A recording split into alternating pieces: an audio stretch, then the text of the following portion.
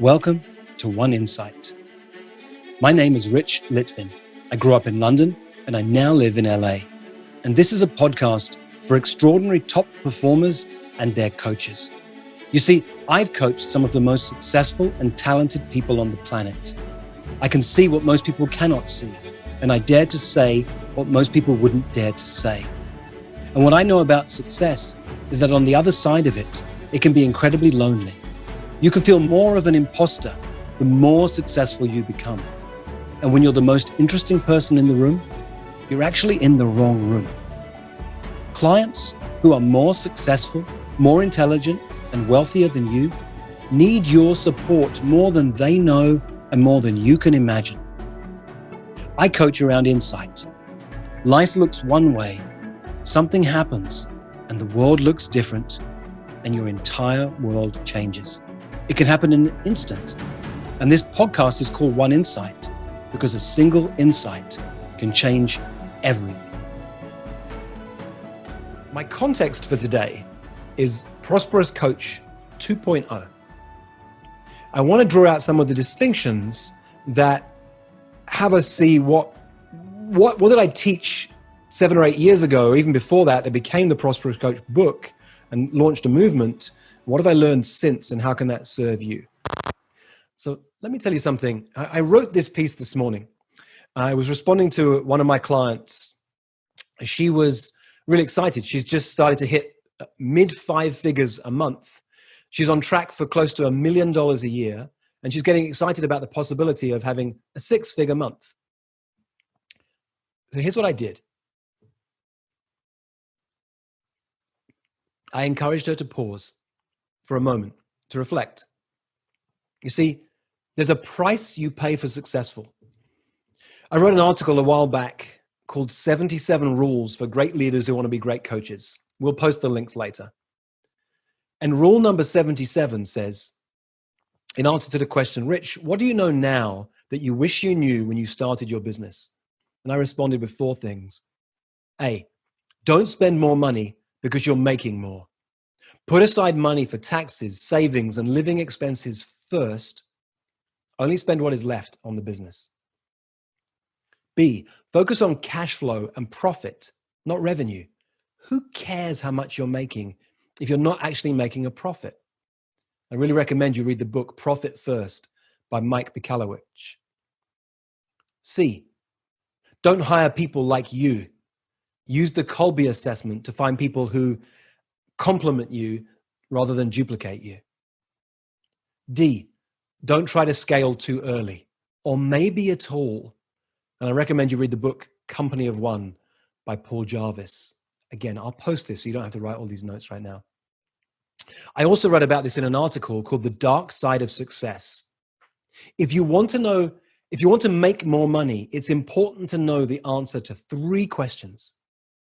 1, why do you want to make more money? Number 2, what's the price you're willing to pay to make more money? Number 3, what are you willing to struggle for in order to make more money? Those are really important questions for all of us as we're on this game of creating clients and building a business. And we meet people in this community, and especially who are really flying. Number 1, why do you want to make more money? It isn't the right game for everybody. In fact, I scaled back my business 2 years ago. I'd built to have a team of 10 people and I was really excited. I was doing all the things you're supposed to do, at least I'd read, in order to scale up, until it dawned on me. I was exhausted. And what I've done instead is spent the last 2 years scaling back my time and energy. Number 2, what's the price you're willing to pay? What are you willing to sacrifice in order to make more money? You're going to have to sacrifice something. Are you willing to? And what is it? And number 3, what are you willing to struggle for in order to make more money? I wanted to begin with that today before we go into talking about creating clients and what are your fees and how do you make more and how do you make proposals. It's really powerful distinctions that you get clear about before we begin. Let's talk Prosperous Coach 2.0. In the Prosperous Coach, connect, invite, create, propose. It's very simple. It's a framework, not a formula. A lot of people sell formulas. I'll tell you my 7 steps to make 7 figures. I saw something once, somebody said, I will teach you the precise blueprint I've used to build a $30 million company. People will sell that stuff and a lot of people will buy it. But what worked for that person at that moment in time with their mindset may not work for you. Usually doesn't when they're promising a formula. A framework, though, you make personal. You personalize. Connect, invite, create, propose. You have to find your own way to play with that. The formula is timeless. How you do that is your own way.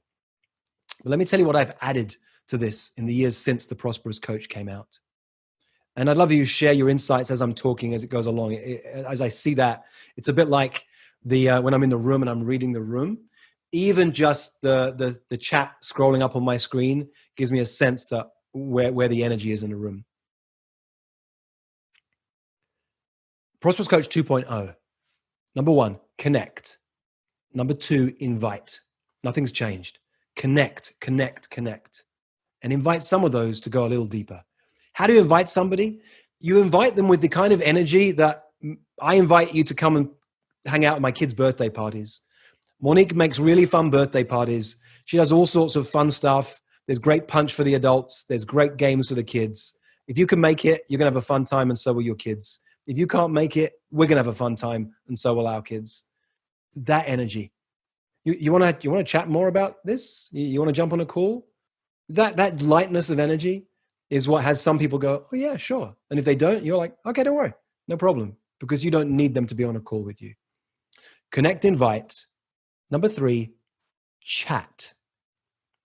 I wrote an article about this. Britt, can you make a note to capture the article, Dream Clients in 20 Minutes? One of the mistakes that no, it's not a mistake. Let me catch this. It's not a mistake. Sometimes when you're playing the game of 100 powerful coaching conversations, your only job is to coach your ass off, to be spending hours and hours coaching people. You may not be paid in money, but you'll be paid in time and insights and learnings and growing your confidence and growing your competence. But there's a time that some of you will have reached now, and some of you get to later on, where you actually need to filter. You shouldn't be doing these 90-minute conversations with everybody. And what's really powerful is to set up a 10 to 20-minute chat. When you get used, so when someone says, "Well, I'm interested. What does this look like? Can I talk to you? How about this? How about we jump on a call for 15 minutes? Just want to ask you a couple of questions and get a sense of where you're at. And then we'll know, is it worth spending more time together? Or you might be done. Maybe there's an idea I can give you, or a resource I can give you in 15 minutes and we're done." It gives people a really easy way to say yes. Let's jump on a call for 15 minutes. Let's talk for 10. Let's speak for 20. Something really short and easy for them to say yes to. When they get on that call, you ask them these questions. I talk for a second or two. Hey, how's life? How's it going? What's going on? Just bring a little bit of connection. And then you can pause and say, look, I'd love to chat more, but I've got 5 or 6 questions to ask you. They're really short. Can we jump straight in? Great. Let's begin. Here's the first one. If you were to call me in 3 years and to look back and say, this have been the best 3 years of my life, what would you be telling me? It's a future pacing question if any of you have studied NLP. It takes them out into a future that doesn't exist. And the idea is not that you have to ask it in this precise wording, because it's not, what do you want to do in 3 years? For that, to answer that, you sit here and look into the future. Oh, I'd like to have a house on the beach. I'd like to have more money in my bank account. No, you have to take them into the future. So if they start to answer from that way, oh, what I'd love to have, just pause them. Hey, can I pause you for a second? I'm wording the question precisely for a reason. You don't need to explain the background to it. I want you to imagine that you've just picked up the phone and it's now the year 2023. And you say, what I tend to say with a sense of humor is, you say, holy shit, Rich, it's been 3 years since we last spoke. Let me tell you about my life.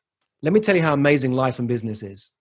And I use the holy shit question as a way to get there with a sense of humor. So that's the first question one, in 3 years' time, but they answer it from the future, looking back to 2020. The next three questions come from a man named Dan Sullivan. What are the dangers ahead of you? What are the opportunities ahead of you?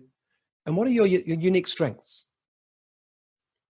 So you've asked them about the future. You've asked them about the dangers. What could hold you back?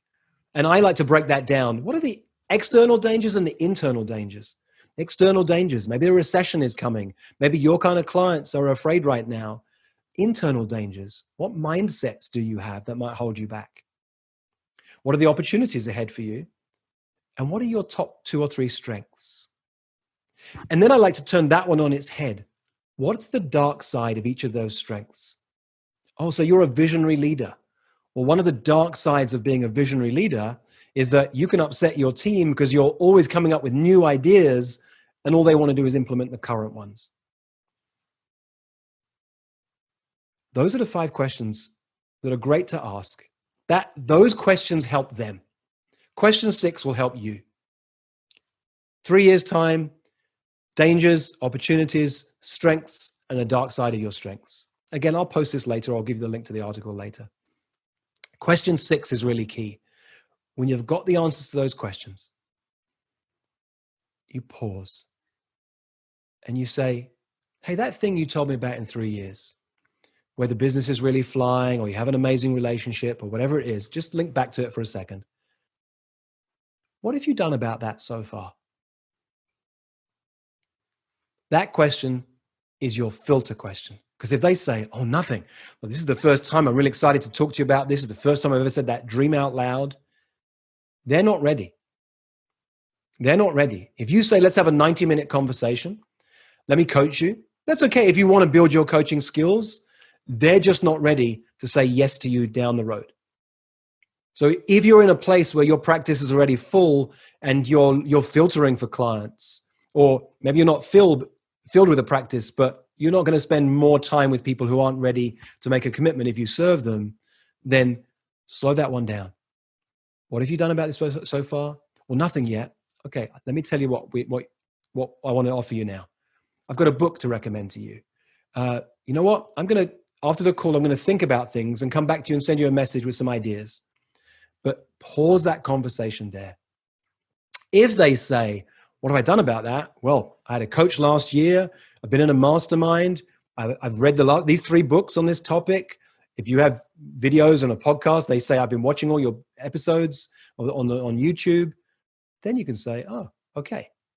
Would you like to have a conversation where I actually coach you? Would you like to block out 60 minutes, 90 minutes for a powerful coaching conversation so I can actually coach you on that dream you just shared with me? Now they're ready. So that's the power of a chat, that you get to ask that one single question. What have you done about this so far? So let me come back to Prosperous Coach 2.0. Connect, invite, chat, then create. That's where you do your coaching. If it's right, get them on a call with you, create.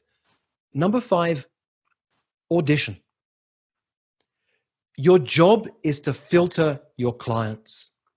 It isn't to say yes to everybody. You're not the right coach for everybody. I'm not the right coach for everybody. There are some of you, in fact, no, let me rephrase that. Every one of you has people where you're a better coach for them than I am. Because you're where you are with your own doubts and insecurities and dreams and visions and successes and struggles, and I'm where I am, and you're the right person for your people. Audition. It's a really key part to this. And what I really encourage you is to filter for clients who inspire you rather than clients who you can inspire. Let me say that again so you get this. It's very easy in the early days of coaching to look for people who are like you 5 or 10 years ago and work with them. And there's a place for that. But what will up your game, and for some of you, you're there already, is to start looking for people who are 5 or 10 years ahead of you. And if you get worried in this moment, think, well, how would I coach them? What would I have to offer them? Then you've forgotten that you're a coach and not a consultant. You're a coach and not a mentor. You don't have to be better at what they do than they are.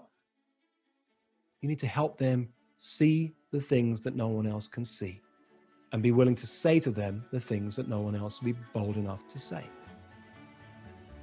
Connect, invite, chat, create, audition, and propose.